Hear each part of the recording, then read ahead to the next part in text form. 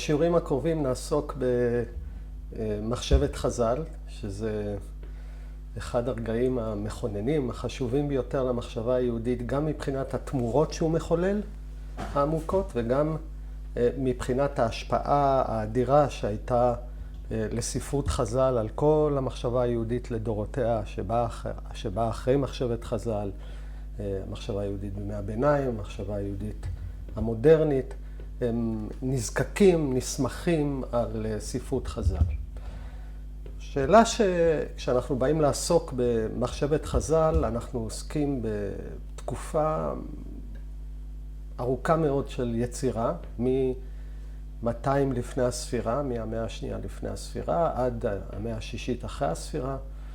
800 שנה של יצירה באזורים פוליטיים שונים. התקופה הזאת מתחילה בסוף הכיבוש הפרסי של ארץ ישראל, מסתיימת בתחילת הכיבוש המוסלמי של ארץ ישראל, סביבות פוליטיות שונות, חלקה תחת השלטון ההלניסטי רומי, חלקה בבבל.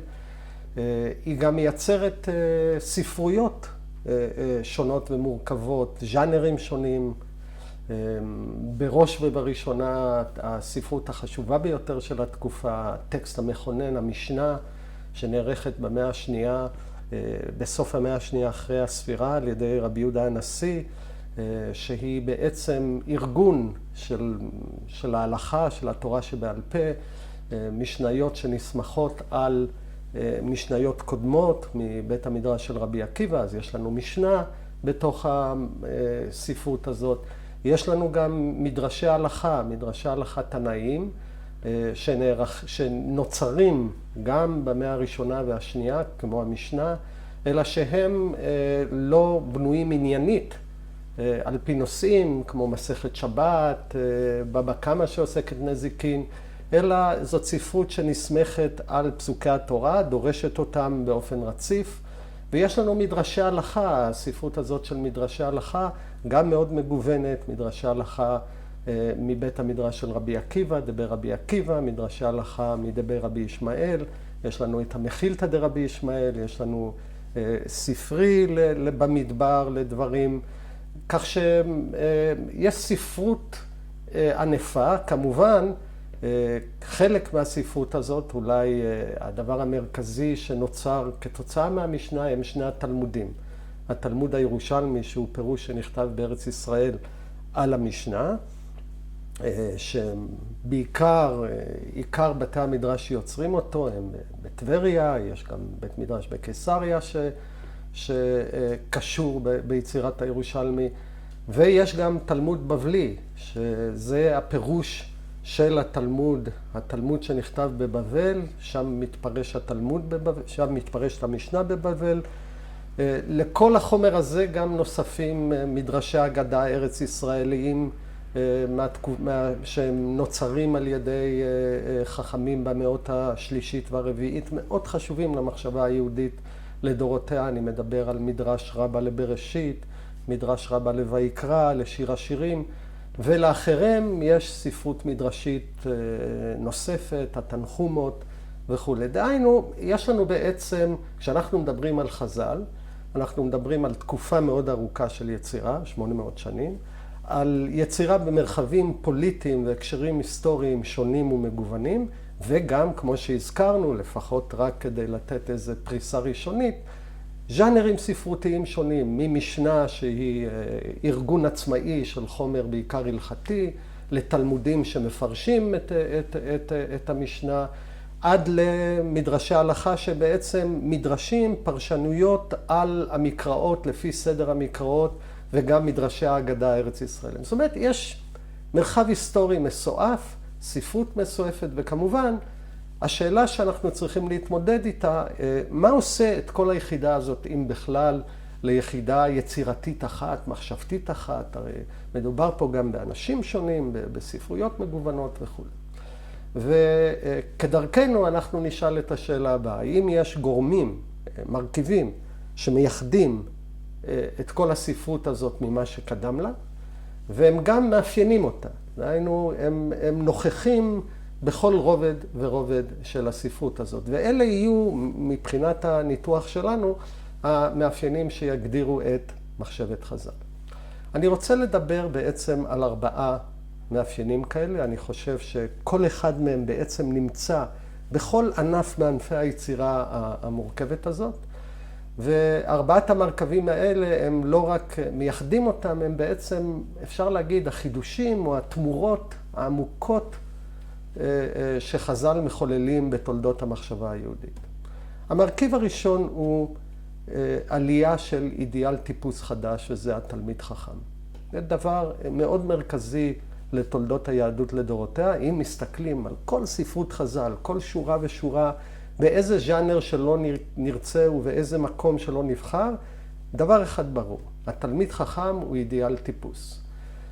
וזה דבר חדש. הוא היום נראה לנו מאוד מקובל, מאוד מובן כשלעצמו למי שמכיר את העולם היהודי. תלמידי חכמים מוערכים, הם נחשבים לסמכויות רוחניות, אבל אפשר לומר שזה חידוש של חז"ל, והחידוש הזה עומד כנגד הספרות המקרא, הוא גם מתעמת איתו בדרכים מסוימות. כשמסתכלים על אידיאל הטיפוס המקראי, יש לנו כהנים, יש לנו נביאים, תלמידי חכמים לא נמצאים. הנה מופיעה דמות חדשה, התלמיד חכם, ואגב אני רוצה להעיר בכלל כנקודה מרכזית, תמיד אם רוצים לבחון שיטה מחשבתית, תנועה, זרם, אחד השאלות שצריך לשאול, שאלה מרכזית, זה מיהו האידיאל טיפוס שהתנועה הזאת מייצרת? מה מייצג את ההישג האנושי העמוק? אצל חז"ל התלמיד חכם מופיע במלוא כוחו, וחז"ל אגב גם מנגידים אותו לדמויות האידיאל טיפוס המקראי. ניקח את הכהן. הכהן בעצם, הסמכות של הכהן נגזרת מהעובדה שהוא, יש לו מונופול על הריטואל, זאת אומרת, הפולחן נעשה דרכו. אם אדם רוצה להתכפר, הוא הולך אל הכהן, אל המקדש, והכהן מבצע את טקסי הכפרה, את טקסי הקורבנות שמקיימים את העולם. וזאת מערכת שבנויה על ייחוס משפחתי. יש לנו צירוף של מונופול על פולחן וייחוס משפחתי שמקנה לכהונה את הכוח. הנביא, לעומת הכהן, שואב את הסמכות הדתית שלו מהתגלות ישירה. וזה מעניין שתלמידי החכמים הם שואבים את הסמכות שלהם לא מייחוס ולא מהתגלות, אלא מידע. מהעובדה שהם הפרשנים, המוסמכים של התורה, הם בקיאים בחדרי וענפי התורה, והם יוצרים מכוח פרשנותם תקנות, הלכות, בעלות תוקף וסמכות. וחז"ל מייצרים פה אידיאל טיפוס שונה עם מקור סמכות אחר, ולפעמים הם מאמתים אותו בצורה מאוד מעניינת. יש הלכה לדוגמה מאוד מעניינת באחת המשניות במסכת הוריות, שזאת מסכת בסדר נזיקין במשנה. והמשנה הזאת אומרת את הדבר הבא: אם יש לנו משאבים מוגבלים, אין לנו מספיק משאבים להציל את כל מי שהיינו רוצים להציל, ואנחנו צריכים לדרג בהצלה, והמשנה אומרת שתלמיד חכם, ממזר תלמיד חכם, אדם שאין לו שום ייחוס, שהוא ממזר, בהלכה הוא לא יכול להקים משפחה, הוא לא קשור לשום משפחה, ממזר תלמיד חכם, כהן, קודם בהצלה לכהן גדול עם הארץ. היינו לוקחים את האיש המיוחס ביותר, כהן גדול, אין ייחוס גדול ממנו, אבל היות והוא עם הארץ, היות ואין לו ידע, הוא לא תלמיד חכם, אז הוא שני, הוא פחות ממעמדו של התלמיד חכם. זאת דוגמה, אנחנו יכולים להניח שהמשנה הזאת לא נכתבה על ידי כהנים, זאת דוגמה מובהקת לאופן שבו האידיאל טיפוס החדש הזה הוא לא רק חדש, הוא גם מאפיל או גם מתעלה על הקודמים. אני אביא דוגמה אחרת, זה מאוד מעניין ביחס לנביא. יש לנו הרבה עימותים, הרבה שיחה בין נביאים לתלמידי חכמים בתוך התלמוד. התלמוד אומר, חכם עדיף מנביא, ובאחד ההקשרים הוא אומר, מדוע דברי סופרים, דברי החכמים הם גדולים מהנביאים? בגלל שכשנביא רוצה להגיד משהו, הוא צריך להביא אותות ומופתים, הוא צריך להוכיח שהוא נביא כדי שנשמע לו. תלמיד חכם לא צריך להוכיח. עצם הסמכות נגזרת מהתוכן ומהידע של דבריו. כך שאם הייתי אומר, מהו המרכיב הראשון שמאפיין את כל היצירה של חז"ל לדורותיה, ויש לו כמובן השלכה עצומה על תולדות המחשבה היהודית והחיים היהודיים, יהיה העלייה של האידיאל טיפוס החדש של התלמיד חכם. אז זה המרכיב הראשון. המרכיב השני מאוד קשור למרכיב הראשון, נזקק אליו, מתקשר באופן עמוק לאותו רעיון עצמו, זה עלייה של ערך דתי חדש שנקרא תלמוד תורה.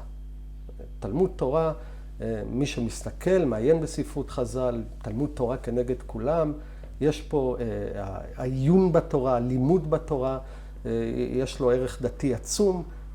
מסתכלים בספרות המקרא, הוא לא נמצא שם במובן הזה. לומדים תורה במקרא, יש צורך בשינון, בהעברת המסורת, בהזכרת העבר, אבל העניין הזה שהתקדשות מלאה ללימוד התורה כאקט דתי בעל ערך עליון, הוא יצירה של חז"ל.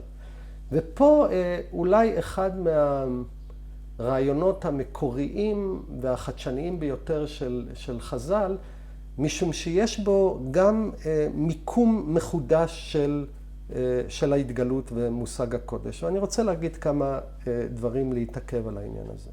מסתכלים על הכהן. הכהן, ההתגלות בשבילו קשורה במרחב. יש את המקום הקדוש, יש את המקדש. הכל סובב סביב המקדש ומעגלים מתרחבים והולכים מהמקדש. המקום מגדיר את הקדושה אצל הכהונה, או אם נרצה, האל נוכח במקום.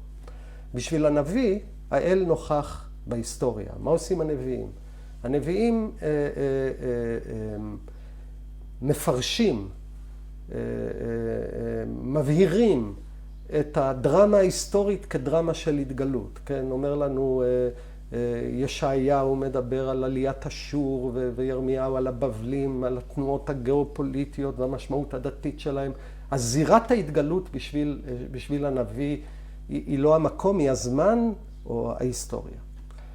אצל החכמים האל מתגלה בתורה, בטקסט. שם נמצאת נוכחות האל. בכל רגע שאתה מגלה פן חדש במקרא, שאתה מאיר צד אחר של הטקסט, שאתה קולקט איזה ניואנס חדש, שאתה מגלה איזה הנחה מסוימת, מחודשת, חדשה, כל פן כזה, כל רגע כזה הוא בעצם התגלות, הוא מגע ישיר מחודש עם נותן התורה, עם האל. ופה הרעיון הזה, והוא קשור לתופעה שאין ספק שהיא מעוררת בין היתר את כל המרכיבים האלה, כי שאלה אחת שאנחנו נצטרך לשאול מבחינת ההיסטוריה של המחשבה היהודית בין היתר, חוץ מאפיון המרכיבים האלה עצמם, למה הם עולים, ואם גם הם עולים, מדוע יש להם אחיזה? בין היתר, מה שמאפשר הרעיון הזה של התגלות האל בתורה, הוא מאפשר בעצם קיום של קהילה דתית אינטנסיבית, שהיא לא תלויה במקום, המקדש שלה נהרס, נחרב, כן? המקדש נחרב בשנת 70 אחרי הספירה, הוא כבר לא נמצא שם, אין כהן, אין מקדש. ההיסטוריה היא כבר לא זירה של התגלות, בגלל שהאל נעלם מן ההיסטוריה, הסתיר את פניו אחרי החורבן, והנה יש לנו זירה חדשה של התגלות, שהיא לא תלויה לא בזמן ולא במקום, ובכל רגע ורגע שמגלים בה משהו חדש, יש התגלות חדשה. אפשר להגיד בימי הביניים היו מתארים את התורה כמקדש נודד. ופה, אם מסתכלים על ההשפעה מרחיקת הלכת של מחשבת חז"ל על תולדות ההגות והפרקטיקה היהודית, המרכזיות של תלמוד תורה והאופן שבו הרעיון הזה נענה, מצליח להתגבר על משבר דתי רוחני עמוק של חורבן, הוא רעיון מאוד עמוק. אז זה המרכיב השני. בינתיים דיברנו על שני מרכיבים, כמו שאמרתי הם קשורים, העלייה של האידיאל טיפוס הדתי החדש של התלמיד חכם, והעלייה של הערך של תלמוד תורה. המרכיב השלישי, גם הוא אופייני לכל ספרות חז"ל, זה מוסד חדש. יש מוסד חדש, בית המדרש, ובית המדרש הוא המרחב שבו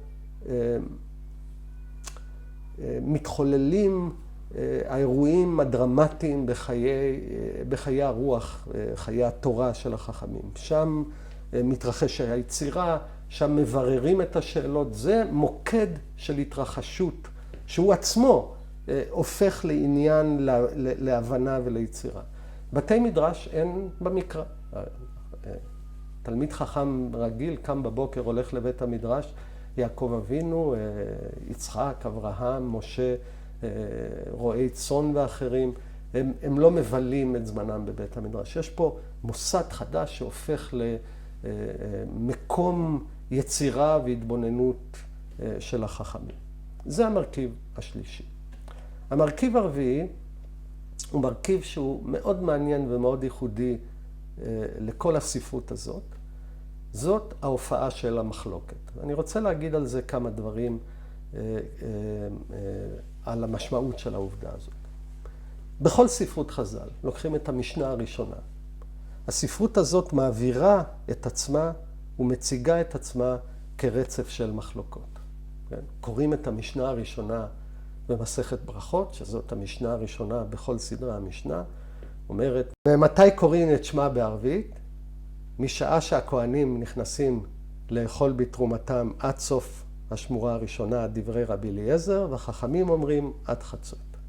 הנה, יש לנו מחלוקת. האם קריאת שמע קוראים עד סוף השמורה הראשונה, נגיד עד שליש הלילה, או עד חצות. כן? מחלוקת טריוויאלית לכאורה על זמן הביצוע של קריאת שמע. כך מופיעה לנו כבר המשנה הראשונה.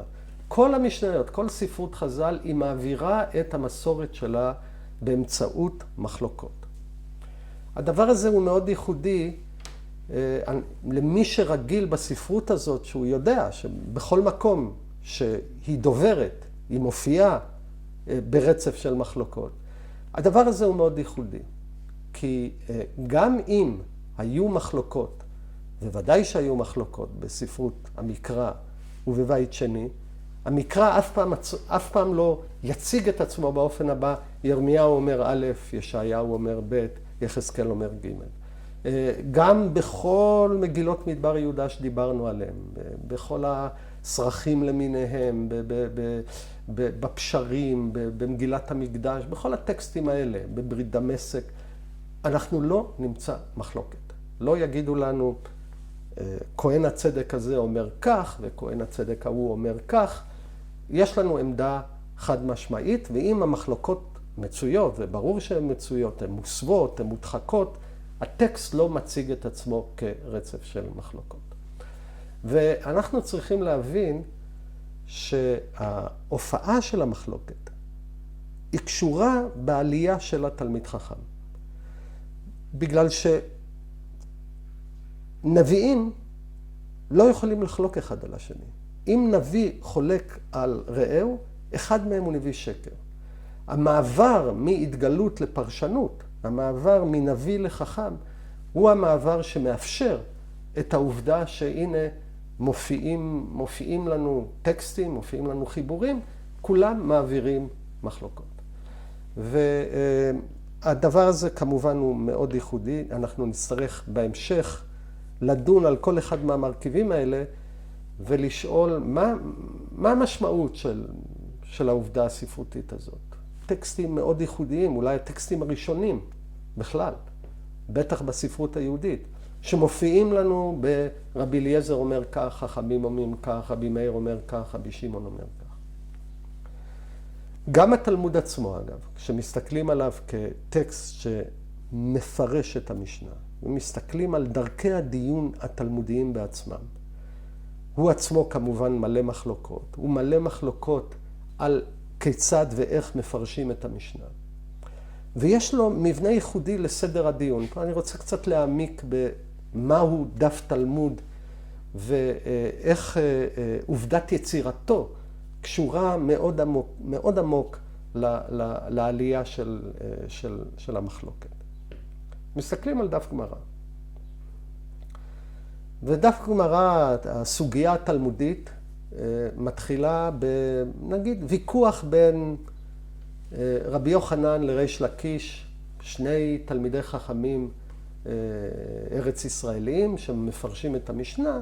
אחד מפרש את המשנה בדרך מסוימת, השני חולק עליו ומפרש אותה בדרך אחרת.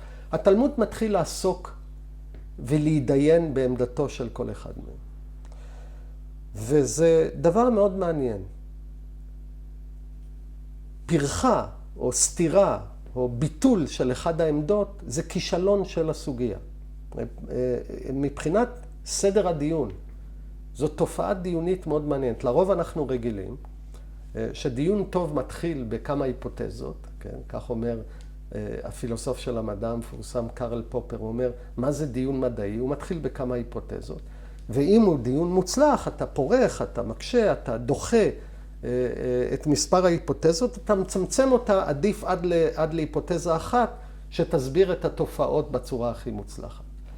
הדיון התלמודי לא אמור לצמצם את מספר האפשרויות הקריאה הראשוניות של המשנה. כל סוגיה תלמודית בעצם עניינה היא הרחבת השיח עצמו. הסוגיה התלמודית מנסה להחזיק את כל הכדורים באוויר ביחד. אם היא תצליח להקשות ולדחות ולפרוך את עמדה אחת מצידי המחלוקת, הסוגיה נכשלת, פרחה היא כישלון. כך שחלק מהתפקיד של הופעת המחלוקת היא הרחבה והגדלה, אפשר להגיד, של אורגניזם הולך ומתפתח, של שיחה של תורה שהיא נגזרת מרעיון המחלוקת ומאפיינת את דף הגמרא. לכן אגב, יהיה מאוד קשה, וכל מי שעיין בסוגיה תלמודית, יודע כמה קשה להוציא ממנה הלכה, להוציא ממנה מסקנה. כי התלמוד לא מכוון את עצמו למסקנה, להלכה, להכרעה בין העמדות. הוא מכוון את עצמו לבירור והרחבה של העמדות האלה ככל שניתן. אז מה עשינו עד עכשיו? כשאנחנו מסתכלים, כמו שאמרנו, בספרות הענפה הזאת שנקראת ספרות חז"ל, לגווניה, לתקופותיה, לאזוריה השונים, יהיו תמיד 4 מאפיינים שיגדירו אותם. המאפיינים האלה כמובן, כמו שאמרנו, עומדים בזיקה אחד לשני. העלייה של התלמיד חכם, עליית הערך של תלמוד תורה, המוסד החדש של בית המדרש והופעת המחלוקת. אלה המרכיבים שבכללם יגדירו את כל הספרות הזאת. בהמשך הדיון שלנו בחז"ל, מה שנעשה גם נעסוק בתכנים חדשים שקשורים בתפיסת האלוהות שלהם, ביחס שלהם לאיסורים, בתפיסות שונות בהופעת ההלכה ועליית ההלכה והבנת ההלכה.